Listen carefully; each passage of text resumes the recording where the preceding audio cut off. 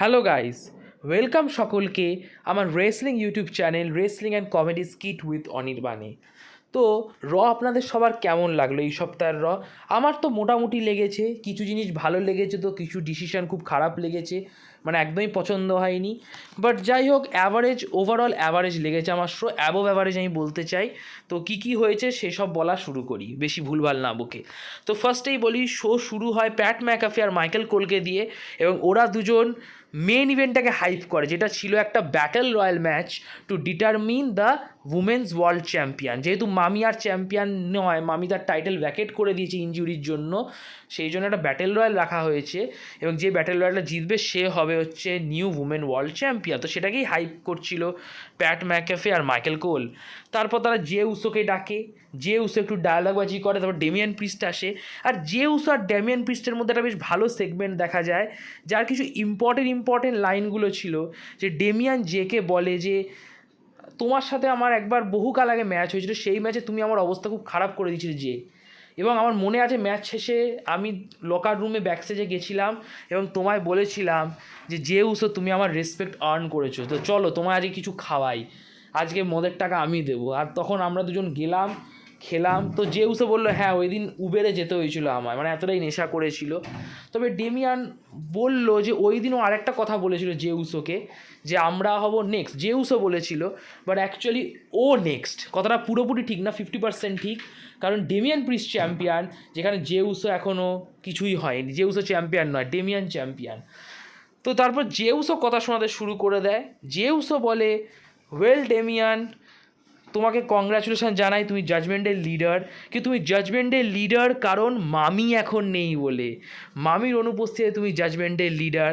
তো ডেমিয়ান তেমন কিছু মাইন্ড করেনি, হাসছিল। বাট তখন জে উসো বলে দেয় যে এটা তোমাকে বানিয়ে দেয় ডেমিয়ান, তুমি হচ্ছে ডমিনিকের বিচ। তো এটা শুনে ডেমিয়ান ভাই রেগে যায়, বাট তাও সেরকম কিছু হয়নি, কারণ রেসপেক্ট দেখাচ্ছিল দুজনেই। ডেমিয়ান জেকে রেসপেক্ট দেখাচ্ছিল, মানে একটুখানি রোস্ট তো হচ্ছিল। বাট দুম করে জেডি ভাই চলে আসে জে উসোকে মারতে, জে উসো নিচু হয়ে যায়।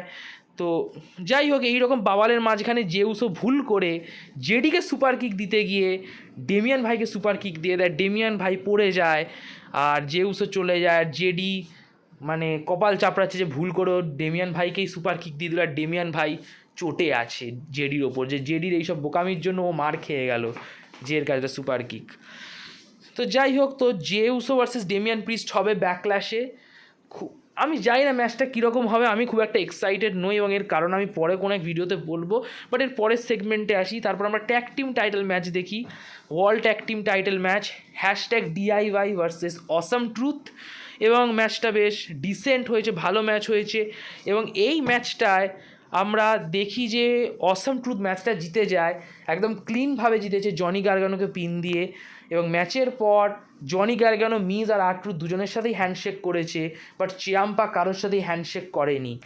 সো একটা টিজ দিল যে মেবি #DIY ব্রেক হতে পারে, দেখা যাক কী হয়। না নেক্সট এই সেগমেন্ট আমার দারুণ লেগেছে বলতে গেলে, যে গুন্থার এসছে এবং গুন্থার এসে বলে যে আমি এতদিন আসিনি কারণ আমি ভাবছিলাম যে আমি কী বলবো। আমি সবচেয়ে লম্বা, আমি হচ্ছি লংগেস্ট রেইনিং ইন্টারকন্টিনেন্টাল চ্যাম্পিয়ন, 666 দিন আমি চ্যাম্পিয়ন ছিলাম, এবং এর মধ্য দিয়ে আমি চ্যাম্পিয়নশিপকে অনেক উপরে তুলেছি, অনেক এলিভেট করেছি। এবং আমি মনে করি যে আমার কাজ আইসি টাইটেলের ওপর শেষ। আর একটা কথা আমি ধন্যবাদ জানাতে চাই স্যামি জেইনকে, কারণ স্যামি জেইনের জন্য আর বোঝা কমেছে। যখন তুমি চ্যাম্পিয়ন থাকো না, তখন একটা বোঝা থাকে যে ওই টাইটেলটা সবাই পেতে চায়, তো তুমি একটা মানে সবার টার্গেটে থাকো। তো এখন স্যামি সবার টার্গেটে, আর আমি এখন ফ্রি। তো আমি এখনই অ্যানাউন্স করছি যে আমি কিং অফ দ্য রিংয়ে কম্পিটিশান করব, এবং আমার এখন মেন লক্ষ্য কিং অফ দ্য রিংয়ে ওই টুর্নামেন্ট জেতা। তারপর আমি স্যামিকে চুজ করব নাকি অন্য কোনো চ্যাম্পিয়নকে চুজ করব, সেটা পরের ভাবনা চিন্তা। তো যাই হোক, তারপর নিউ ডে আসে, জেভিয়ার উডস এসে ট্রোল করে গুন্থারকে। জেভিয়ার উডস বলে যে আমি হচ্ছি last king of the ring. ভাই তুই নিজেকে কি মনে করিস? গুন্থার তোর থেকে অনেক বেশি পাওয়ারফুল।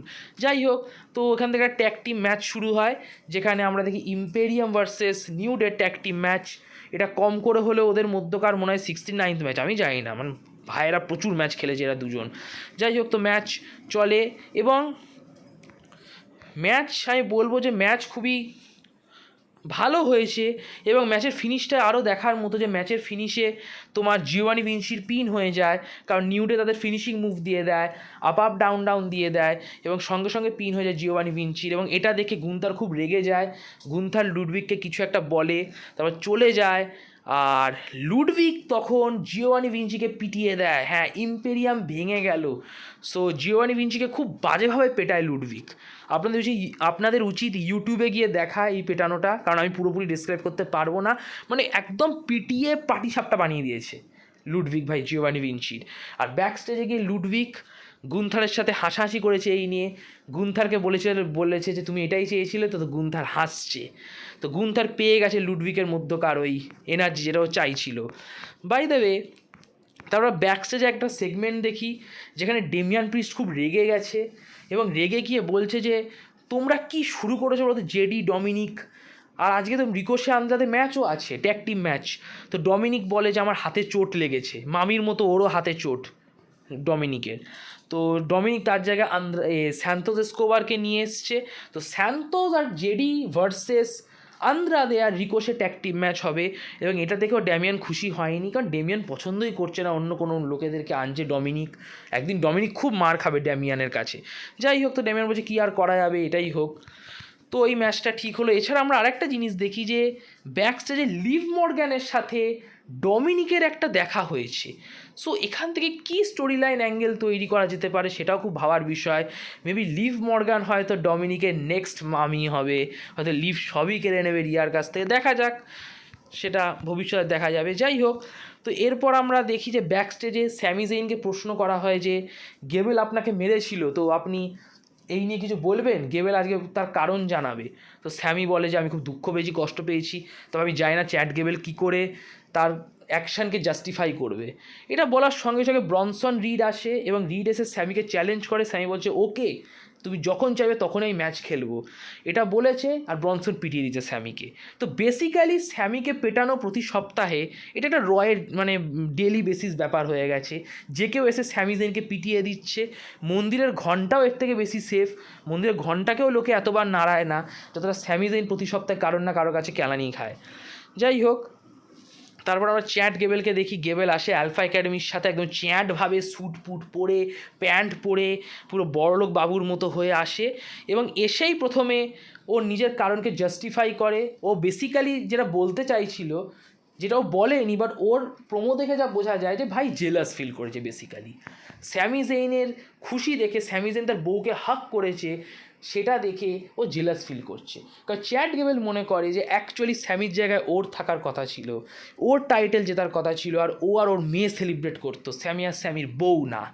গ্যাড damn it! আমি চ্যাট গেবেলের দুঃখটা বুঝতে পারছি, খুব ভালোভাবে বুঝতে পারছি। আমারও অনেক কিছু জিনিস পাওয়ার ছিল, লোকে নিয়ে নিয়েছে, আমি পাইনি। যাই হোক, তো তারপর চ্যাট গেবেল তার টিম মেম্বারদেরও দোষ দিয়ে দেয়। অ্যাকিরা তোজাওয়াকে বলে যে তুমি নাচ ছাড়া কিছুই করো না। ম্যাক্সিনকে বলে তুমি দেখতে তো ভালো, বাট তোমার মাথায় একদম ঘটে বুদ্ধি নেই। আর ওটিসকে বলে, আমাদের সবার প্রিয় ওটিস, যাকে ম্যান্ডি রোজ এত পছন্দ করতো, তো চ্যাট বলছে তুমি হচ্ছে সবচেয়ে বড় হতাশা, এবং তোমরা এই জন্যই একাডেমিতে জয়েন করো যাতে তোমরা সত্যিটা শুনতে পারো। এটাই কঠোর সত্যি তোমাদের ব্যাপারে, তোমাদের চেঞ্জ হতে হবে, আর আমরা সবাই মিলে চেঞ্জ আনবো। তো তোমাদের কি মত? তো কেউ রাজি হয়নি ওর কথা হ্যাঁ দিতে, বাট তা ওরা ওটিস বলে যে ঠিক আছে। তো চ্যাট গেবেল খুব খুশি হয়। সো আমরা নতুন আলফা একাডেমি হয়তো দেখবো। যাই হোক, এরপর ড্রু ম্যাকিন্টায়ার আসে। ম্যাকিন্টায়ারের সেম ঘিসাপিটা প্রোমো। বাই দ্য ওয়ে, ম্যাকিন্টায়ারের এই সেগমেন্টটা কিন্তু দারুণ ছিল। আর 2-3টে লাইন আমি শুধু বলবো, যার মধ্যে একটাতে ছিল যে ফ্যানেরা সিএম পাঙ্ক চ্যান্ট করছে, যার কারণে ড্রু ম্যাকিন্টায়ার বলছে যে তোমরা খালি আমি আসলেই সিএম পাঙ্ক বলো কেন, তোমরা খুব প্যাথেটিক।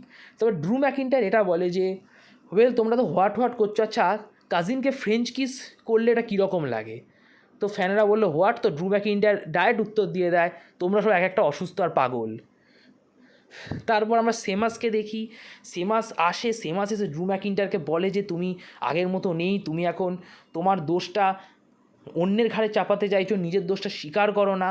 তুমি তোমার মুভমেন্ট পেয়েছিলে, তোমার ওয়াইফের সামনে তুমি টাইটেল জিতেছিলে রেসেলমেনিয়ায়, তোমার উচিত ছিল টাইটেলটা নিয়ে চলে যাওয়া, বাট তুমি সিএম পাঙ্কের পেছনে লেগেছো, দোষ পুরোপুরি তোমার ড্রু। তো ড্রু রেগে যায়, এবং ড্রু রেগে গিয়ে সেমাসকে একটা হেভি ডায়লগ দেয় যে 4-6 মাস আগে তুমি ছিলে banger after banger after banger, এখন তোমার শরীর দেখে মনে হয় তুমি যেন খেয়েছো burger after burger after burger. Basically Sheamus মোটা হয়ে গেছে, সেটা নিয়ে রোস্ট করে দেয় আমাদের ড্রু ম্যাকিন্টায়ার ভাই। ড্রু ম্যাকিন্টায়ার স্যাভেজ, যখন যাকে পাচ্ছে রোস্ট করে দিচ্ছে। যাই হোক, এবার ম্যাচ হয় সেমাস ভার্সেস নাকামুরা, যে ম্যাচ নিয়ে বেশি কিছু বলার দরকার নেই, অবভিয়াসলি সেমাস জিতবে, সেমাস জিতে হচ্ছে। নেক্সট টপিক, তারপর আমরা ট্যাগ টিম ম্যাচ দেখি Ricochet and Andrade versus Santos আর জেডি ভাই। ডিসেন্ট ম্যাচ হয় এবং যে ম্যাচটা তোমার রিকোশে আর আন্দ্রাদের টিম জেতে, বাট ম্যাচ জেতার পর ডেমিয়ান ভাই আসে এবং ডেমিয়ান ভাই এসে রিকোশেকে পিটিয়ে দেয়, আন্দ্রাদেকেও পিটিয়ে দেয় এবং পিটিয়ে দিয়ে ডেমিয়ান ভাই নিজের ডমিনেন্স দেখায় এবং ডেমিয়ান ভাই ডাইরেক্ট বলে দেয় জেডি আর ডমিনিককে যে আমার তোমাদের দরকার নেই, বাট তোমাদের আমাকে দরকার আছে। সো জাজমেন্টে খুব তাড়াতাড়ি ভাঙছে বস, জাজমেন্টে খুব তাড়াতাড়ি ভাঙছে, দেখা যাক কবে ভাঙে, বাট ভাঙছে তো খুব তাড়াতাড়ি, টিস তো তাই করছে। যাই হোক, এবার মেন ইভেন্টের কথায় আসি। মেন ইভেন্ট ম্যাচ হয় বেকি, আইভি, আরও অনেকে ছিল বেশ ট্যালেন্টেড প্লেয়ার, মোটামুটি ঠিক ছিল। ব্যাটেল রয়্যাল যে খুব একটা ভালো লাগে তা না, খুব একটা খারাপও না, মোটামুটি ম্যাচ।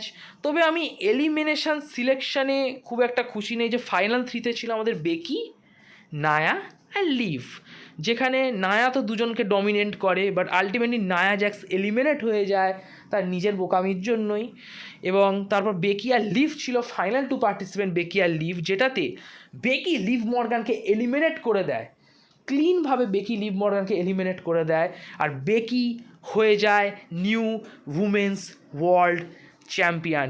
তো বেকি লিঞ্চ আমাদের নতুন চ্যাম্পিয়ন, মামির পর বেকি হলো উমেন ওয়ার্ল্ড চ্যাম্পিয়ন। আর এখানেই আমার যত প্রবলেম, কারণ এই ডিসিশানটা আমার কাছে খুব প্যাথেটিক লেগেছে। লাইক বেকি লিঞ্চ আর কবার চ্যাম্পিয়ন হবে? লাইক কাম অন ডুড, আর পোষাচ্ছে না বেকি লিঞ্চকে। যাই হোক, তো বেকি লিঞ্চ ফ্যানেদের সাথে সেলিব্রেট করে, ক্রাউডের মাঝখানে গিয়ে নাচ গান করে, ফ্যানেদের সাথে সেলফি টেলফি তোলে, বাট ম্যান আর পোষাচ্ছে না। লিভ মর্গান ভালো চয়েস ছিল, ইভেন নায়া জ্যাক্সকে দিলেও আমি মাইন্ড করতাম না। At least anyone is better than Becky Lynch, returning Charlotte Flair, maybe Alexa Bliss. But যাই হোক, ইভেন যদি ওরা ক্যান্ডিস লেরে, চেলসি গ্রিন এত অপশান ছিল, বাট যাই হোক, ওরা বেকিকে পছন্দ করে, বেকি ভালো খেলেও, তো অস্বীকার করে লাভ নেই। তো ওয়েল, এটাই রয় রিভিউ, আমি এখানেই ভিডিও শেষ করলাম। যদি আপনাদের এই ভিডিওটি ভালো লাগে, অবশ্যই ভিডিওটি লাইক মেরে দেবেন, আমার ভিডিওটি নিজের রেসলিং বন্ধুবান্ধবদের মধ্যে শেয়ার করবেন, আমার ইউটিউব চ্যানেলটি অবশ্যই সাবস্ক্রাইব করবেন, আর নোটিফিকেশান বেলটা অবশ্যই ক্লিক করবেন, যাতে সময় মতো আপনারা আমার ভিডিওর আপডেট পেয়ে যান। আর কমেন্ট বক্সে অবশ্যই কমেন্ট করে আপনারা আপনাদের অপিনিয়ন জানাবেন, এতে কমিউনিকেশান বাড়ে। So like, share, subscribe, click on the notification bell and comment.